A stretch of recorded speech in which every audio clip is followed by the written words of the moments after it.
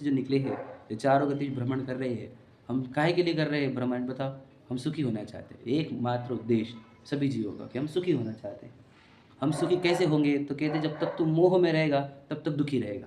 Rule ये है, क्यों? मोह में समझो मैं मानता हूँ कि मैं विशाल हूँ, एग्जाम्पल समझ लीजिए, तो मुझे मोह हुआ है, पुद्गलों का कुछ आकार हुआ है कुछ दिन का। मिट्टी कर्मों ने मिट्टी का एक आकार बना के दिया है, वो टेम्पररी फेज है।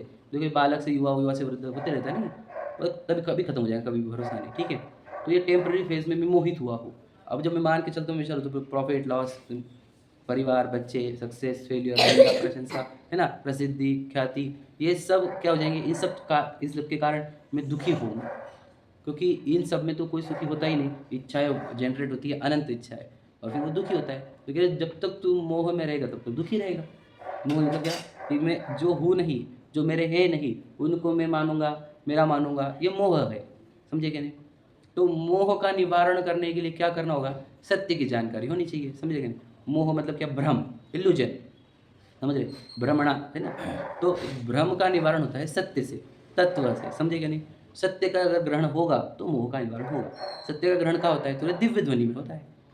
इस दुनिया में, पूरे विश्व में सबसे सच्चा, सबसे अच्छा तत्व कहाँ मिलता है? दिव्य ध्वनि में मिलता है। जिनेंद्र भगवान उस सत्य का प्रकटन करते हैं, क्यों? क्योंकि वे वितरागी भी है और सर्वज्ञ भी है। बराबर है? वितरागी और सर्वज्ञ जीव ही सत्य का प्रकाशन कर सकता है। कोई जो जो रागी द्वेषी है, जो अल्पज्ञ है ना, वे तो कभी सत्य का प्रकाशन कर नहीं सकते। तो दिव्य ध्वनि से आपको सत्य मिलेगा, वो सत्य से मोह का अभाव होगा। समझे क्या नहीं? समझ, लॉजिक समझना आप। तो सभी तो दिव्य ध्वनि है नहीं, तो दिव्य ध्वनि तो है नहीं, तो जिनवानी है। समझे क्या नहीं? तो दिव्य ध्वनि का ही रूप है ना ये, और क्या है बताओ? जिनेंद्र भगवान की वाणी को ही तो जिनवाणी कहते हैं, तो ये दिव्य ध्वनि वाली वाणी ही है। समझे क्या नहीं? तो ये हो गई कौन सी? दिव्य ध्वनि की वाणी। तो दिव्य ध्वनि की वाणी, जिनवाणी, समझे, इसका जो अभ्यास करेगा उसका भी मोह का नाश होगा। यानी ये काहे के लिए पढ़ना है बताओ? मोह के नाश के लिए। ध्यान समझना बात को। इसे पढ़कर पढ़ाने के लिए नहीं है कि मैं आप पढ़ूंगा और आपको पढ़ाऊंगा, फिर मेरा नाम होगा, मेरी प्रसिद्धि होगी, प्रशंसा होगी, उसके लिए नहीं है ये। समझ लीजिए, दिखाई के लिए है कि मैं अच्छे से पढ़ाऊंगा तो बहुत सक्सेस होगा, पर पुण्य बहुत बंधेगा, है ना, ज्ञान और कम होगा, ये भी उद्देश्य नहीं इसका। समझे कि नहीं? उद्देश्य इसका ये है, इससे मेरे मोह का नाश होगा। मतलब पढ़ते क्यों? मोह के नाश के लिए। अब इतने साल पढ़कर मोह का नाश नहीं हुआ, इसका अर्थ क्या? हम मोह के नाश के लिए पढ़ नहीं रहे। बात समझे कि नहीं? जो लिखा है क्या, कि शास्त्र अभ्यास का प्रयोजन है उसे अपने अंतरंग में नहीं अवधारण करता। मतलब क्या? हम सत्य, देखो ये जो शास्त्र होते हैं वो क्या होता है? सत्य होता है, सच्चाई होती है, पूरे विश्व की सच्चाई। तुझे लोका लोक, समझे कि नहीं?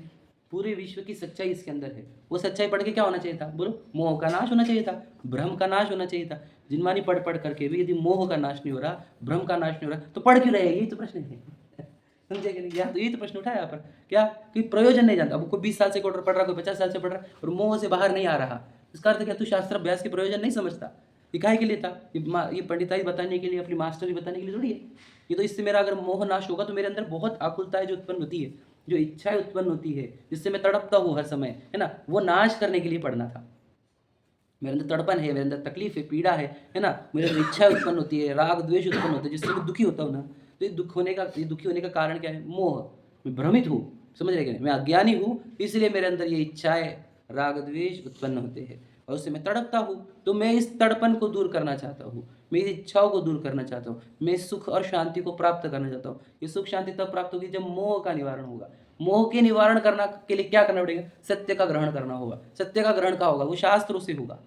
तो शास्त्र अभ्यास का उद्देश्य क्या है? सत्य का ग्रहण। सत्य का ग्रहण क्यों चाहिए? मोह के नाश के लिए। मोह का नाश क्यों करना है? दुख के नाश के लिए। समझ रहे क्या नहीं? और जब दुख का नाश होगा, मोह का नाश होगा, सत्य का ग्रहण होगा, तो वही तो मैं चाह रहा था अनंत काल से, सुख की प्राप्ति, शांति की प्राप्ति। समझे क्या नहीं? तो मोह के नाश से होगा। मोह के नाश कब होगा? सत्य के ग्रहण से। सत्य का ग्रहण कैसे होगा? शास्त्र अभ्यास से। तो शास्त्र अभ्यास काय के लिए? ये इसलिए नहीं पढ़ाया जाता है कि रोज सुबह 1 घंटा स्वाध्याय करना है, इसके लिए पढ़ना है। समझे क्या नहीं? मुझे सिखाना है, इसलिए मुझे पढ़ना है, इसके लिए नहीं है। ये सत्य को ग्रहण करने के लिए। याद रखना, फिर कितना ग्रहण करना होगा? याद रखना, अगर आपका मोह बहुत भारी है तो आपको बहुत ग्रहण करना होगा।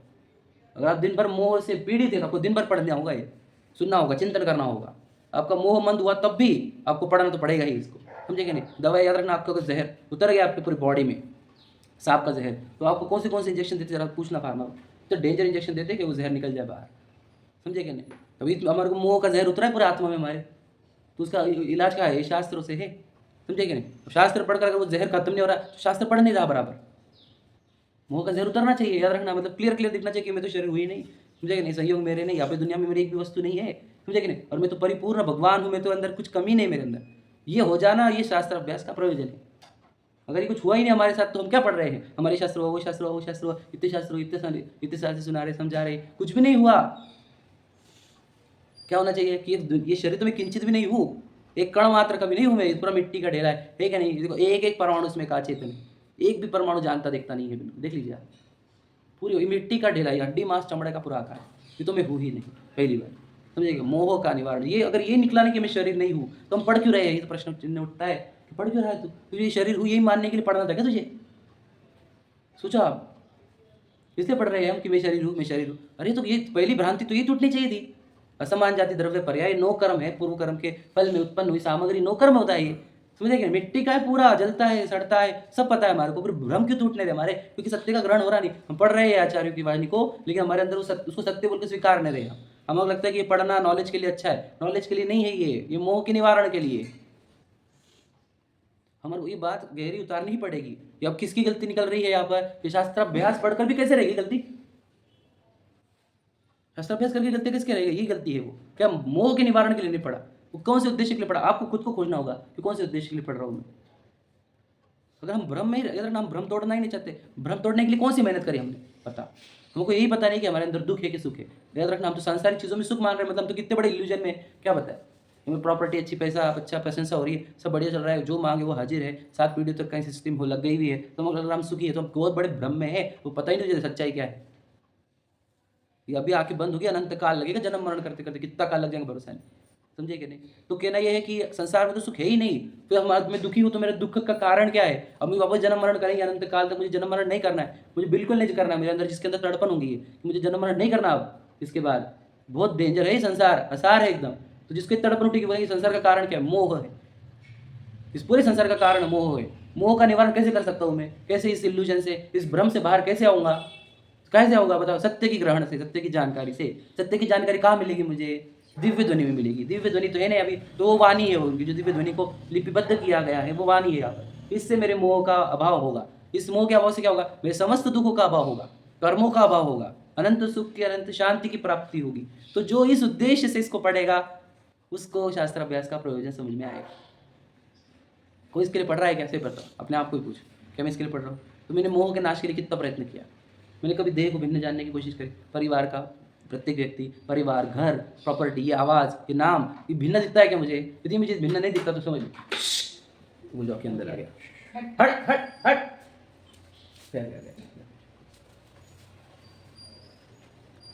यदि मुझे ये भिन्न दिख नहीं रहा, देह, वाणी, नाम, प्रसिद्धि, ख्याति, है ना, ये अगर मुझे भिन्न नहीं दिख रहा तो हम बोलते हैं कि हमने शास्त्र अभ्यास किया ही नहीं। सच्चाई समझ लीजिए आप। क्योंकि तो पढ़ना इसीलिए था, बस इसी के लिए पढ़ना था। क्या? ये भिन्न दिखे, मोह का नाश हो, अशांति का, दुख का नाश हो, तो जो प्राप्ति होगी सुख शांति की, उसके लिए पढ़ा जाता है। अगर पढ़कर भी हमारे जीवन में सुख शांति नहीं है तो हमने पढ़ा नहीं है यार। हमारे अंदर अभी भी लोड चल रहे हैं, बर्डन चल रहे हैं, समझे कि नहीं? टेंशन चल रहे हैं, चिंताएं चल रही है, अकुलताएं चल रही है, तो भी आप अभी भी मोह में हो। तो मोह में हो इसका अर्थ क्या? कि शास्त्र सत्य का ग्रहण किया नहीं है। सत्य का ग्रहण करते तो मोह का नाश होता, तो चिंताएं, अकुलताएं, टेंशन, डिप्रेशन सब खत्म होनी चाहिए थी, ठीक है नहीं? इच्छाएं खत्म होनी चाहिए थी, लोभ खत्म होना चाहिए था, क्रोध खत्म होना चाहिए था, काम वासनाएं खत्म होनी चाहिए थी, ये सब खत्म होने चाहिए थे ना। ये तो कम कम होते हुए दिखने चाहिए थे, एकदम कम कम कम कम होते जा रहे हैं हमारे। फिर कब होगा? मोह के नाश से कम होगा वो। मोह यदि विद्यमान है, यदि मैं ये मानता हूँ कि मैं हूँ, तो फिर तो ये कब खत्म होने के नहीं, फिर ये तो बढ़ते बढ़ते जाएंगे डे बाय डे। हमारी इच्छाएं कम होती जा रही दिख रही है हमारे को, तो बिल्कुल इच्छा ही नहीं रहे हमारे को। इतने लाइट लाइट वेट फील कर रहे हैं कि हम जीरो इच्छा में मैं जी रहा हूँ। यदि हम जीरो इच्छा में जी रहे हैं तो हमने जिनवाणी को ग्रहण किया है, नहीं तुमने बस पढ़ लिया है, समझे कि नहीं? जीरो वेट में चलना चाहिए हमें, एकदम ऐसा कि जैसे वो ग्रेविटी नहीं रहने पर वो कैसे उड़ता है व्यक्ति, वैसे उड़ना चाहिए। तो बोला है कि ज्ञान विश्व के ऊपर तरंगता है, समय से आरजी की लाइन है। आत्मा ज्ञान अपना विश्व के ऊपर तैरता है, समझ रहे? क्यों? उसको पूरा वर्ल्ड ऐसा भिन्न दिखता है अपने से, कहीं भी कुछ भी नहीं दिखता अपना, सब कुछ सहज एकदम पिक्चर के फॉर्म में दिखता है उसको। तो ये किससे होता है? ये सिद्धि मिलती है शास्त्राभ्यास से। उसको पूरी दुनिया को प्रलय दिखते रहेंगे सामने, और उसके अंदर एक कण की आकुलता नहीं आएगी। शरीर की छिन्न भिन्नता होती रहेगी और उसको आकुलता किंचित होगी नहीं, समझ रहेगा नहीं?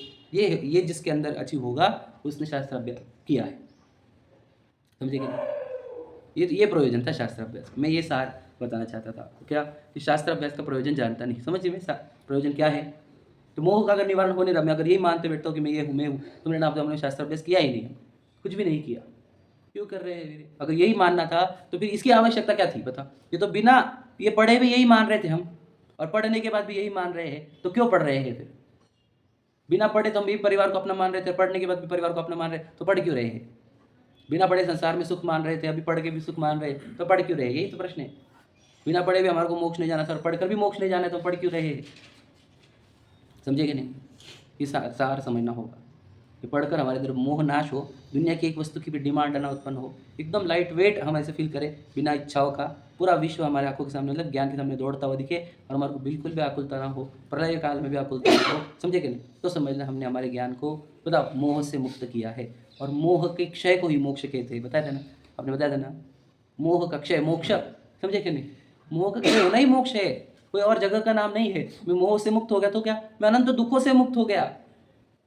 समझे क्या नहीं? अनंत दुखों से मुक्त हो गया मतलब क्या, वही तो मोक्ष है। फिर दुखों से मुक्ति के नाम ही तो मोक्ष होता है, सुख कोई जगह का नाम तो ही नहीं वो मोक्ष। दुखों से मुक्ति, कर्मों से मुक्ति का नाम तो मोक्ष है। तो जब मैं मोह से रहित होता हूँ तभी तो आठों कर्मों से मुक्त होता हूँ, तो वही तो मोक्ष है। और क्या मोक्ष है? समझे नहीं? तो शास्त्र अभ्यास का प्रयोजन क्या है बोलो? इसलिए तरीका एंड में लाइन क्या लिखी, इत्यादि धर्म कार्यों के मर्म को नहीं पहचान, मतलब क्या, धर्म के मर्म को नहीं जानता। समझ में आया? धर्म का मर्म मतलब क्या है? क्यों धर्म क्यों चाहिए बताओ? क्यों चाहिए इस व्यक्ति को धर्म? क्यों चाहिए? कोई नॉर्मल व्यक्ति है कि धर्म की आवश्यकता क्यों है हमारे जीवन में? मतलब क्यों जान? अरे सच्चाई के लिए। जो धर्म से दूर होते हैं वो सच्चाई से दूर होते हैं। कौन सो दूर? याद रखना, धर्म में आने पर भी बहुत चीज धर्म सच्चाई से दूर रह जाते हैं। तो धर्म की आवश्यकता क्यों है बताओ? सत्य के ग्रहण के लिए। धर्म का है प्रसिद्धि का माध्यम नहीं है, धन पुण्य कमाने का माध्यम नहीं है। ध्यान से सुन लेना मेरी बात। न प्रसिद्धि का माध्यम है, न पुण्य कमाने का माध्यम है, न बताओ न पहचान का माध्यम है, न लौकिक बढ़ाई का माध्यम है, समझ रहे? न ख्याति, न पूजा का कहीं माध्यम नहीं है जैन धर्म या कोई भी धर्म। धर्म तो सत्य का मार्ग की प्राप्ति होना ही उस धर्म का सार है। सत्य धर्म प्रकट नहीं हो रहा हमारे को, समझ लीजिए, सत्यता प्रकट नहीं होती। धर्म क्यों चाहिए?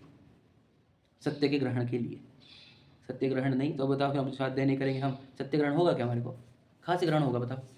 यदि कोई स्वाध्याय नहीं करता तो उसको सत्य ग्रहण होगा क्या? वो जीव के जीवन में कभी सत्य की बात आएगी ही नहीं अगर स्वाध्याय नहीं करेगा, क्योंकि ये वो वाणी है जो समोशरण में कही गई थी। इसमें दुनिया के सभी सत्य का प्रकटन है यहाँ पर। समझे कि नहीं? तो वो कौन है दुनिया में जो बोलेगा कि शरीर भी मेरा नहीं है? बताओ कौन बोलेगा ऐसा? और पुण्य में भी धर्म नहीं है, ये कौन कहेगा? कौन कहेगा?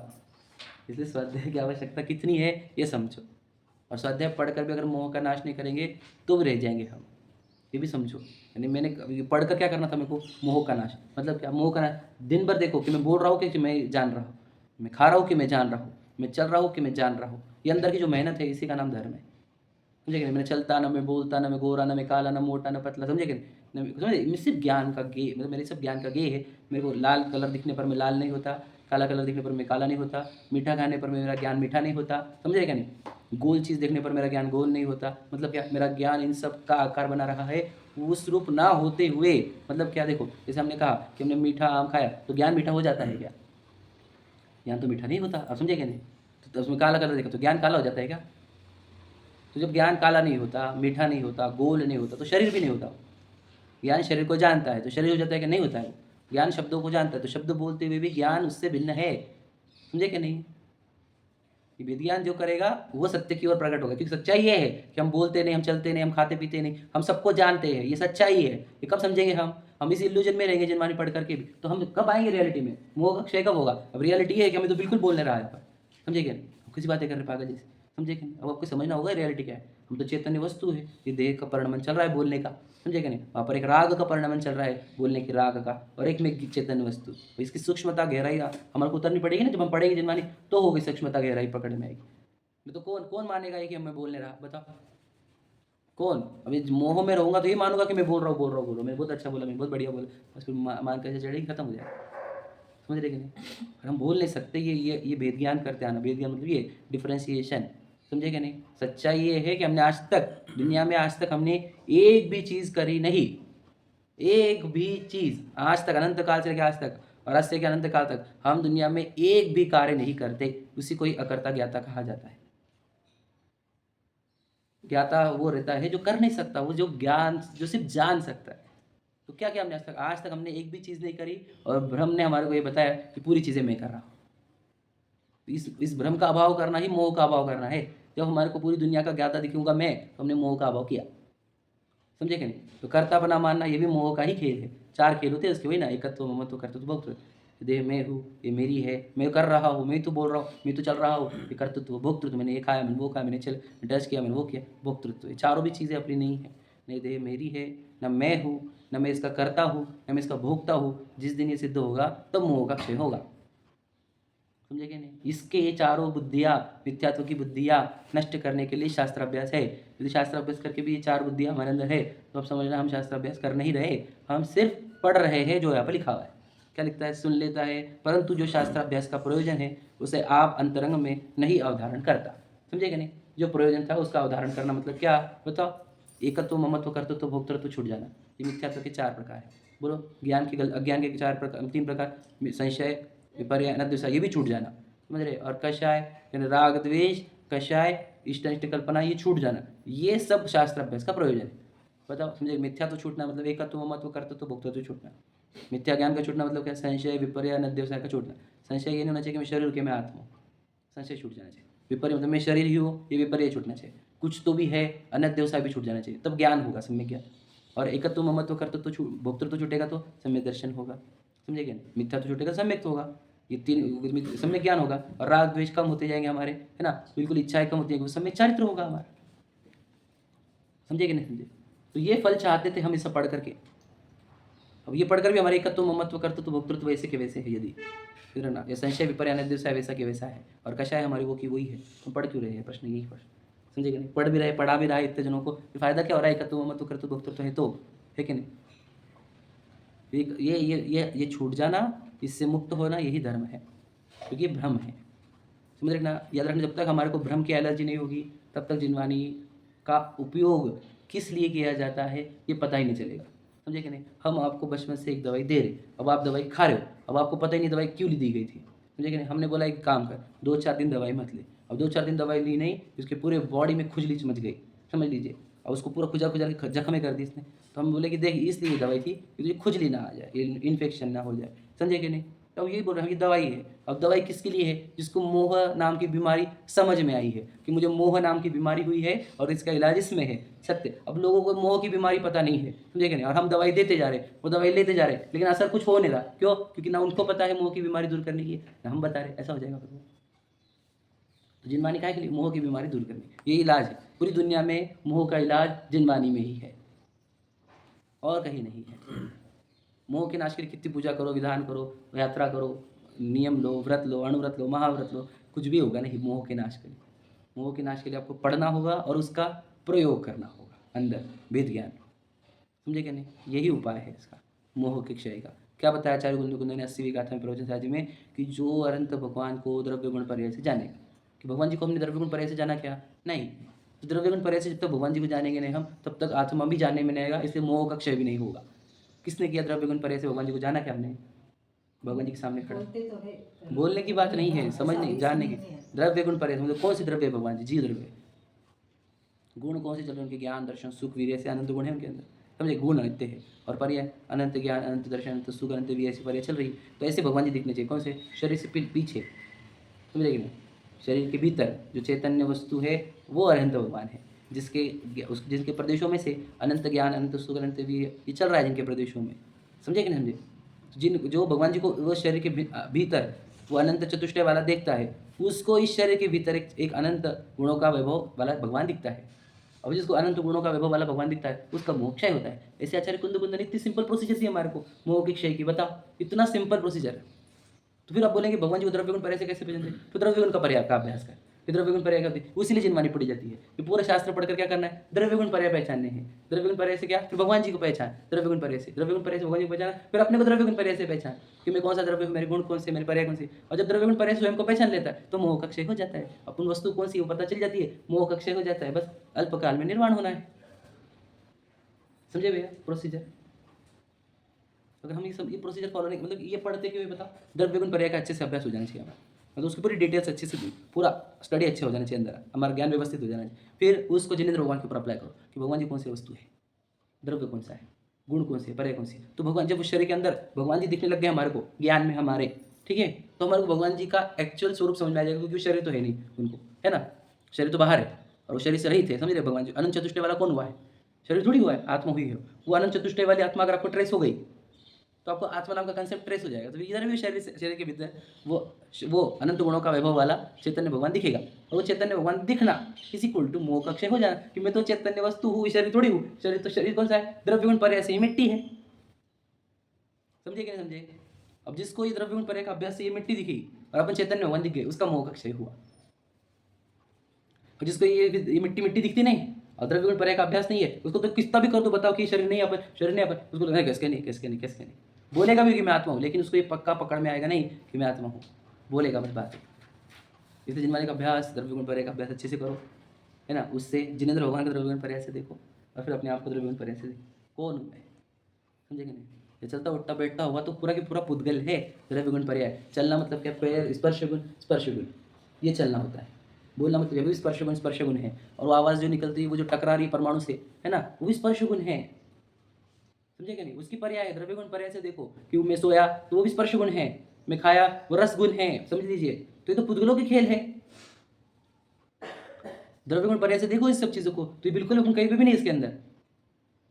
इन सब में जो जान हो रहा है, जो पैर चल रहा है ना, जो पैर पैर पड़ रहे हैं, तो कौन सा हुआ कौन सा नहीं हुआ, क्या हुआ, किधर जाने का किधर जाने का, जो विकल्प अंदर जो ज्ञान, राग के पीछे जो ज्ञान है वो मैं, समझेगा नहीं? आपको गहराई से उतरना पड़ेगा। ये पढ़ना, इस शास्त्र पढ़ने का उद्देश्य ये था कि हमारे को ये सच्चाई समझ में आए कि अपन इधर कहीं पर भी नहीं है, अपने से ये सब भिन्न है। जहाँ देह अपनी नहीं का अर्थ क्या होता है बताओ? कितने बार बोल चुके हैं हम, लाखों बार बोल चुके हैं ना, तो उसका अर्थ क्यों नहीं पकड़ रहे हम? शास्त्र इसलिए पढ़ा जाएगा आपको कि देह को मैं मानने के लिए। जहाँ देह अपनी नहीं का अर्थ क्या होता है? यही होता है, मोह का नाश करो। तो जहाँ देह अपनी नहीं है, जहाँ देह अपनी लगे वहाँ पे मोह है, समझे कि नहीं? जहाँ देह अपनी नहीं लगेगी वहाँ मोह का क्षय है। समझ में आया ना? पढ़ते चलो आगे। दिख सकता है ना, इसके लिए पकड़ में अब हाँ, तब वो बोल क्या होता है, फिर हम देखते कौन सा कलर है आप भगवान जी का, तो हम अंदर कलर देखेंगे तो कलर में तो दिखेगा नहीं, समझे कि हम आँखों से देखने की आदत है हमारी, ठीक है नहीं? ज्ञान, इसलिए ज्ञान का प्रयोग करो। जैसे अपने आत्मा भी और उनका भी वैसे होता है कि दिखती नहीं ना, इसके लिए वो कलर से मतलब टेस्ट से लो, टेस्ट, समझ लीजिए नहीं? मैं आपको बताता हूँ, समझ लो क्या, कि टेस्ट पकड़ में आनी चाहिए। देखो भगवान, हम बोलते हैं कि आत्मा भी टेस्ट तक पकड़ में आती है। कौन से टेस्ट? ज्ञान की टेस्ट। मतलब क्या, कि जानन जानन कहाँ हो रहा है उसको देखो। अब हम आपको बोल रहे हैं कि 2 सेकंड के लिए कुछ भी मत जानो, तो कर सकते क्या आप? तो यहाँ जानन जानन कंटिन्यू चल रहा है ना, कहाँ चल रहा है वो? शरीर के कौन से अंग में चल रहा है जानन जानन, बताओ? तो ये तो स्पष्ट है, आंवले पे रखे, हाथ पे रखे आंवले के समान है, फिर भी दिखता क्यों नहीं? क्योंकि यही तो मोह है। इतना स्पष्ट भिन्न हूँ मैं शरीर से, फिर भी दिखता नहीं। वो हमेशा एग्जाम्पल देता हूँ ना मैं, उस वो डिज़ाइन में से एक बार आपको भगवान महावीर दिख गए तो हमेशा दिखेंगे, लेकिन जब पहली बार दिखने के लिए बहुत मेहनत करनी पड़ेगी, ठीक है नहीं? वो रहता है ना, गौर से देखना होगा, तो आपको अंदर भी गौर से देखो। तो ये शरीर का चलना उठना बैठना तो प्रपुद्गल का है, स्पर्श रस गंध वर्ण गुण है। तो मैं अंदर ये करूँगा वो करूँगा, इधर जाना है उधर जाना है, खाना है वो पीना है वो करना है वो करना है, ये राग है, ये भी पुद्गल कहे जाते समय सार जी के अपेक्षा। और उसके पीछे जो आनंद जानन है इन सब भावों को जानने वाला, वो चैतन्य है, वो भगवान है, वो मैं हूँ। अब आपको भगवान जी को देखना पड़ेगा पहले, फिर भगवान जी को देख के अपने आपको दिख जाएगा आपको, समझे कि नहीं? अगर दिखाई नहीं तो फिर हम पढ़ क्यों रहे? वो देखने के लिए तो पढ़ना था, बताओ। अगर आप 15वीं 16वीं गाथा देखेंगे तो क्या लिखा उसको समय सार जी की गाथा में, कि बोले जिसने अपने आप को अबद्ध अस्पृष्ट अनन्य नियत अविशेष असंयुक्त देख लिया, उसने समस्त जिन शासन को देख लिया। जिसने आत्मा को देख लिया उसने पूरे जिन शासन को देख लिया, उसका कुछ भी बाकी नहीं रहा, क्योंकि पूरा जिन शासन आत्मा को दिखाने के लिए ही। क्यों आत्मा को दिखाना क्या इंपॉर्टेंट है? वही तो भगवान है एक्चुअल, वही तो रियल भगवान है, वही वस्तु स्वरूप से भगवान है, उसी को दिखाने के लिए पूरा शासन। और वही नहीं देखा तो फिर पढ़ लिया कितना सारा, क्या काम का आया? कुछ भी काम का नहीं आया, समझे कि नहीं समझे? तो पूरा की पूरा जिन शासन क्या समर्पित है? आत्मा दिखाने के लिए, क्योंकि आत्मा कौन है? भगवान, वही वास्तविक भगवान, समझे क्या? उस भगवान की आराधना से ये भगवान बनते, समझे कि नहीं? तो मोक्ष है, समझे शास्त्र का पढ़ना तो मुझे, और प्रभु का समय हो गया, कल पढ़ेंगे हम, चलिए। सहजानंदी